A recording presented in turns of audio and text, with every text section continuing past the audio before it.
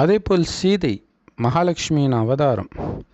அப்படின்னா என்ன அர்த்தம் தெரியுமா? சொர்க்கத்தில் இருந்த மகாலட்சுமி அனைத்தையும் இழந்து சீதையாகிறாங்க. சீதையினாலே அனைத்தையும் இழக்கிறாங்க இல்லையா? காட்டுக்கு போயிடுறாங்க. அப்போ அப்படி அனைத்தையும் இழந்து ராவணனுடைய சிறையில் சிக்கிய சீதையை ராமர் மீட்டு மீண்டும் மகாலட்சுமியாக ஆக்கிறார். ஸோ அதை நாம் கவனிக்க தவறி இருப்போம். நாம் என்ன சீதையை சந்தேகப்பட்டார், சீதையை நெருப்பில் நடக்க சொன்னார், திரும்பி அவரை துரத்துனாங்க, இதையே தான் யோசிச்சுட்டு இருப்போம். ஆனால் சாரமாக பார்த்தீங்கன்னா மகாலட்சுமியாக இருந்தவர்கள் பூலோகத்தில் சீதையாக பிறந்தவர்கள் மீண்டும் சொர்க்கத்தில் மகாலட்சுமியாக போகிறாங்க.